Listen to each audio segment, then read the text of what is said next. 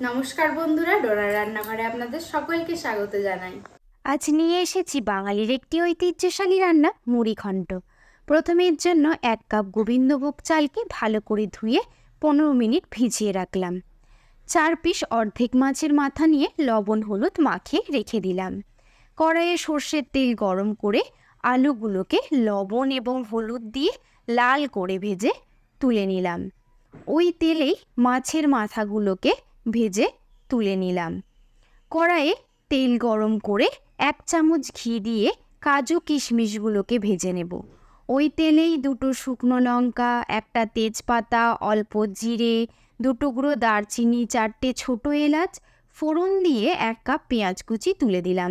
পেঁয়াজটা ভাজা হলে তার মধ্যে 1 চামচ আদা রসুন বাটা, 1 চামচ হলুদ গুঁড়ো, 1 চামচ লঙ্কা গুঁড়ো, 1 চামচ জিরে গুঁড়ো, 1 চামচ ধনে গুঁড়ো, 1 কাপ টমেটো কুচি দিয়ে ভালো করে মশলাটাকে কষিয়ে নিয়ে গোবিন্দভোগ চালটি তুলে দিয়ে তার মধ্যে ভেজে রাখা আলু, অল্প চিনি, স্বাদ মতো লবণ এবং মাছের মাথাগুলো তুলে দিয়ে ভালো করে সমস্ত মশলাটাকে কষিয়ে নিয়ে তার মধ্যে 2 কাপ গরম জল দিয়ে ঢেকে 15 মিনিট লো ফ্লেমে রান্না করে নেব।